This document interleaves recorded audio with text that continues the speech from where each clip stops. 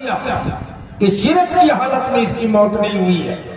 گناہ تو بہت کیا تھا، اللہ کی مرضی ہے، اللہ کی چاہت تھی، اللہ نے ان کو معاف کر دیا. دوسری حدیث، یہ بھی بخاری کی حدیث ہے، بنی اسرائیل کا واقعہ ہے کہ ایک بیسیا گیری کر کے رنڈی کے کوٹھے سے واپس آ رہی ہے. راستے میں اسی طرح کا چیت و بیساکھ کا مہینہ، دھوپ تیز تھی، ایک کتا زبان نکالے ہوا ہے، قریب ہے کہ جان نکل جائے. اس کتے کو کنویں سے پانی اٹھا کر کے پلا دیا، کتے کی جان بچ گئی. میری بھائی، یہ ادا اللہ کو پسند آ گیا. اللہ تبارک و تعالیٰ نے اس بیسیا کے سارے گناہ کو معاف کر کے جنتی بنا دیا.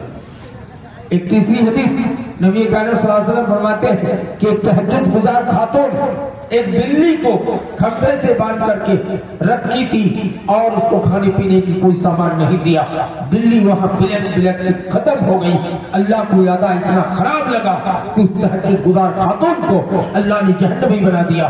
تو تم نے ایک بلی، ایک جانور کو پھوٹے میں باندھ کر کے 3 دن 4 دن تک رکھی اور وہ جانور پانی اور کھانے کی چیزوں کے لیے بلک کر کے ختم ہو گئی. میری بھائیوں، یہ رحم و کرم کا نتیجہ ہے. یہی چیز ہمارے ہندو بھائیوں کے یہاں بھی وید و پران، مہابھارت اور منوسمرتی میں اس کا ذکر آیا ہے دوسرے طریقے سے. اس لیے ہندو بھائیوں کے یہاں کتے کا بڑا احترام ہے. آپ نے دیکھا ہوگا، چلے جائیے کٹیہار شہید چوک میں، کبھی فجر کی نماز کے بعد چائے پینے کے لیے ہندو بھائیوں کے بڑے بڑے لوگ آئیں گے اور بڑھیا بسکٹ اور کیک خرید کر کے کتے کے سامنے رکھ دیتا ہے. کہا کیا؟ کہا کہ کتے کو پانی پلانے سے ہمارے دھرم میں بتا گیا کہ ان کو سورگ مل گیا ہے، تو کتے کو ہم بسکٹ اور کیک خرید کے کیوں نہ کھلائیں. میری بھائی، یہی حدیث ہے کہ کتے کو پانی پلا کے بنی اسرائیل کی ایک بیسیا خاتون کو جنتی ہو گئی. میرے بھائیوں، دوستوں، بزرگوں، یہ سب کو اللہ نے کیوں معاف کر دیا؟ اتنے بڑے بڑے مجرموں کو کیوں معاف کیا اللہ نے؟ حالانکہ شرک میں موت نہیں ہوئی ہے، شرک نہیں کیا. اس کا مطلب کہ شرک سب سے سنگین جرم ہے، سب سے بھاری جرم ہے. اس لیے ہم سب کو شرک سے بچنا چاہیے. آپ کہیں گے مولانا شرک کس چلیے کا نام ہے؟ جس شرک کو کرنے سے حالت شرک میں موت ہو جانے سے جہنمی ہو جائے گا، وہ شرک کون گناہ ہے؟ شرک میرے بھائیوں، ایک اللہ کے علاوہ دوسرے کی پوجا کرنا، یہی شرک ہے. اللہ کے علاوہ حجر، شجر، مورت، کسی بھی چیز کو ہم بھگوان مان لیں، یہ تو بڑا شرک ہے، سنگین جرم ہے. لیکن اس کے علاوہ چھوٹا شرک ہے. نبی کریم صلی اللہ علیہ وسلم نے ارشاد فرمایا تھا کہ میں اپنی امت پر، امت محمدیہ پر جس چیز کے لیے میں ڈر محسوس کر رہا ہوں، وہ ڈر یہ ہے کہ ہماری امت کے اندر بھی چھوٹا شرک کر کے ہلاک و برباد نہ ہو جائے. چھوٹا شرک کرتے کرتے بڑے شرک کا آکار اختیار کر لے اور وہ مجرم نہ ہو جائے، دائمی جہنمی نہ ہو جائے. آپ کہتے ہیں مولانا ہم لوگ تو کٹر اہل حدیث ہیں، ہمارے اندر شرک کی کوئی آمیزش نہیں ہے. میرے بھائیوں، آپ کو بتا دوں کہ ہمارے معاشرے میں بھی چھوٹا شرک بہت زیادہ پایا جاتا ہے. آپ کہیں گے کیسے مولانا؟ ہم لوگ تو شرک نہیں کرتے. ہمارے سرجہ آبادی معاشرے میں 90% بچہ اور بچیوں کو ہم لوگ کمر میں ڈورا پہناتے ہیں. ڈورا پہناتے ہیں کہ نہیں؟ پہلے زمانے میں شیرشاہ آبادی میں جب بچہ پیدا ہوتا تھا تو ان کو ادرک اور گڑ ساتھ کار کے پھوتی کا ڈورا پہنچایا جاتا. حالانکہ ادرک پہنچانا اور گڑ پہنچانا کوئی گناہ کا کام نہیں ہے، کیونکہ کھانے کی چیز ہے، اچھی چیز ہے. لیکن کار کے پھوتی کا ڈورا جو دیتے تھے، یہ ڈورا پہننا نبی کائنات صلی اللہ علیہ وسلم کی حدیث کے مطابق شرک ہے. اس لیے بچوں کو کمر میں ڈورا پہنانے کی کوئی ضرورت نہیں. بہت سے بڑے آدمی بھی کمر میں ڈورا پہنے رہتے ہیں. کچھ لوگ چابی لٹکائے رہتے ہیں، کہتے ہیں کہ اگر ہم نہیں لٹکائیں گے تو چابی یا لنگی نیچے گر جانے کا ڈر ہے. تو آج کل تو ماڈرن دور میں ربڑ کا انڈر ویئر اور ربڑ کا لوزر، رنگ برنگ کا ڈریس آ گیا ہے. اس لیے آپ کو یہ شرک کا کام کرنے کی کوئی ضرورت نہیں.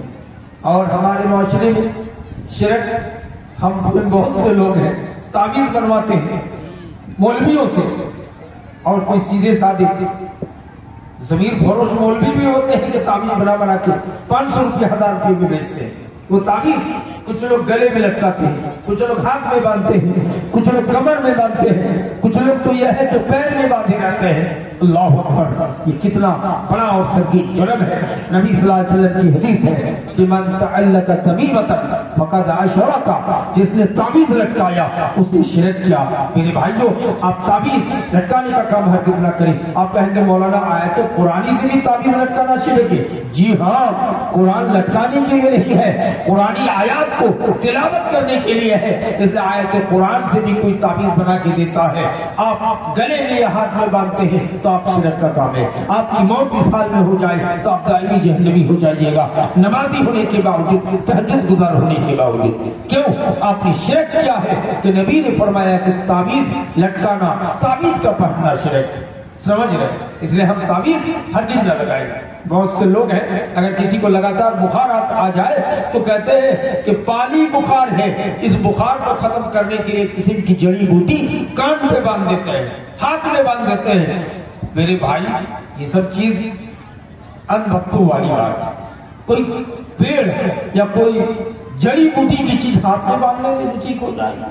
یہی عجیب غریب ایک ڈاکٹر کٹیہار میں اسلامیہ ہائی اسکول میں بغل میں بیٹھتا ہے، ڈاکٹر کا نام ہے پی کے بھگت، تو وہ علاج میں دوا نہیں دیتے ہیں۔ آپ اگر علاج کرنے جائیے گا تو آپ کی پوری تفصیلات آدھا گھنٹہ 40 منٹ میں پوچھ لیتے اور آپ کے سر کا 2 بال کاٹ کے کمپیوٹر میں لگا دے گا، اگر گھر جائیے آپ کی بیماری ٹھیک ہو جائے گی۔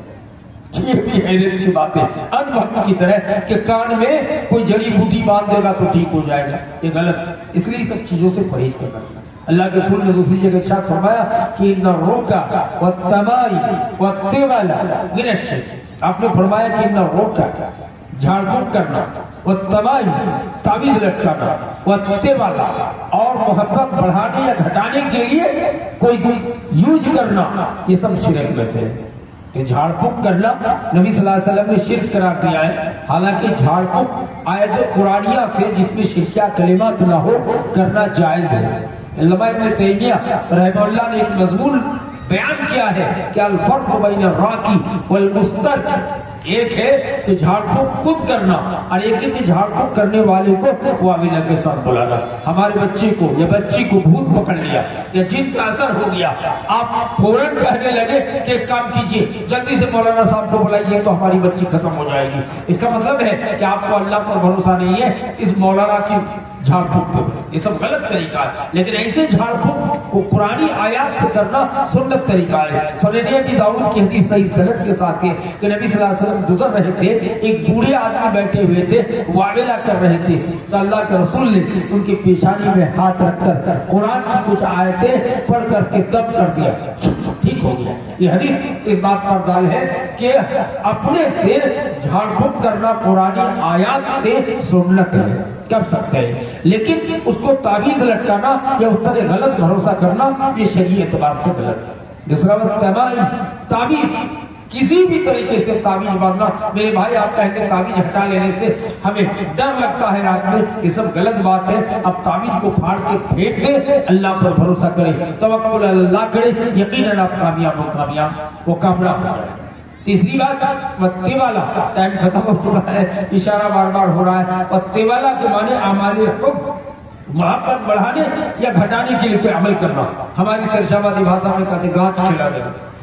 بہت سی مائیں ہوتی ہے کہ داماد پوتی کو پسند نہیں کر رہا ہے، پوتی آ کے شکایت کی اس بار آنے دیجیے، انڈا میں یا کیلا کے اندر گھسا کے گاچھ کھلا دیا جائے گا تو محبت بڑھ جائے گا۔ یہ عمل شرک ہے۔ نبی صلی اللہ علیہ وسلم نے 1650 سال پہلے بول دیا کہ گاچھ کھلانا بھی شرک ہے۔ ان التمائم، ان الرقى والتمائم والتول من الشرك، شرک میں ہے۔ یہ بڑا لمبا موضوع ہے اور بڑی لمبی باتیں ہیں، اور میرا اسپیشل موضوع ہے، نام توحید ہے، تو توحید کو ثابت کرنے کے لیے اس طرح کی بہت ساری باتیں ہیں، لیکن ٹائم ختم ہو گیا ہے۔ میں آپ کو ایک حدیث بول کے اپنی بات کو ختم کروں گا۔ نبی کائنات صلی اللہ علیہ وسلم نے ارشاد فرمایا کہ شرک، ہر قسم کی شرک سے بچو اور اللہ پر بھروسہ کرو۔ ہر قسم کی شرک سے بچو اور اللہ پر بھروسہ کرو۔ اس لیے ہم اس پر بھروسہ کریں۔ جیسے ہمارے معاشرے میں اگر کسی کو چیچک، جس کو ہم لوگ بنگلہ زبان پہ گوٹھی بولتے ہیں، اگر چیچک کی بیماری ہو جائے تو ہم لوگ کہتے ہیں جائیے سیج ٹولہ چوک یا اچلا چوک یا براری جا کر کے ہر قسم کی مٹھائی لائیے لال گمچے میں باندھ کر، یہ سب عمل عورتیں شرک کراتی ہے، یہ شرک ہے میرے بھائیوں۔ ایسا مٹھائی لانے سے کوئی چیچک کی بیماری ٹھیک نہیں ہوگی، کوئی کودا کی بیماری ٹھیک نہیں ہوگی، دانے کی بیماری۔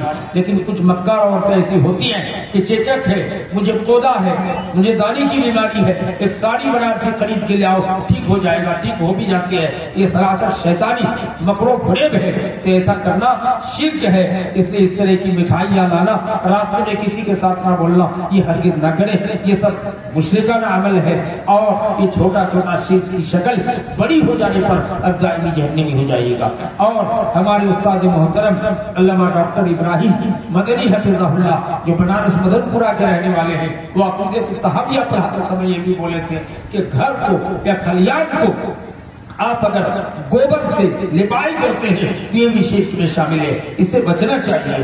بہت سے لوگ کہتے ہیں کہ گوبر سے ہم پتائی اس لیے کرتے ہیں کہ بالو ریت والی زمین ہے، حالانکہ آج کل ماڈرن دور میں مکئی دھان سکھانے کے لیے جال رنگ برنگ کا پلاسٹک آ گیا ہے، اس لیے ہم یہ شرک کا کام ہرگز نہ کریں۔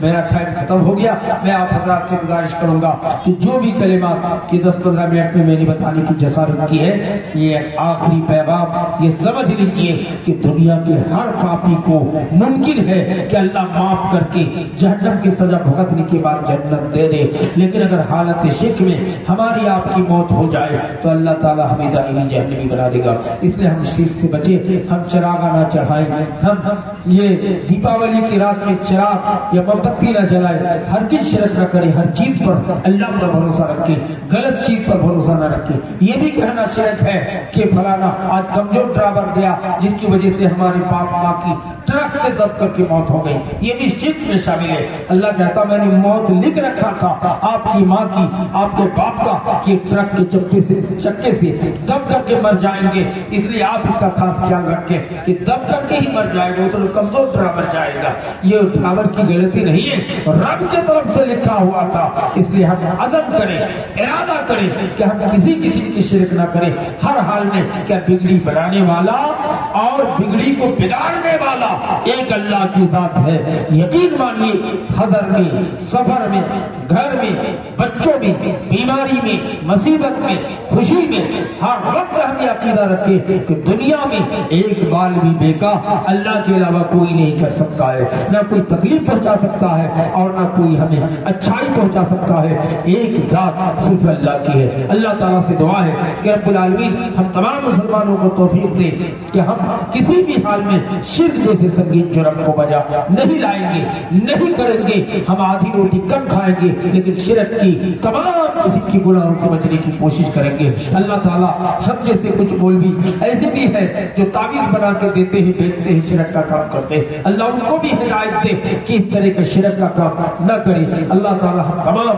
بھائیوں کو، قریباج کو جو قرآن آیات کے علاوہ منتر سنتر پڑھ کر کے دم کرتے ہیں، کہتے سانپ کا بیگ چھڑا رہے ہیں، بچھو کا بیگ چھڑا رہے ہیں، کتے کا بیگ چھڑا رہے ہیں، وہ آیت قرآن سے ہٹ کر جھاڑ پھونک دم نہ کرے، نہیں تو دائمی جہنمی ہو جائے گا۔ اللہ تعالیٰ ہم سب کو شرک جیسے سنگین جرم سے بچنے اور امت کو بچانے کی توفیق عطا فرمائے۔ السلام علیکم ورحمۃ اللہ وبرکاتہ۔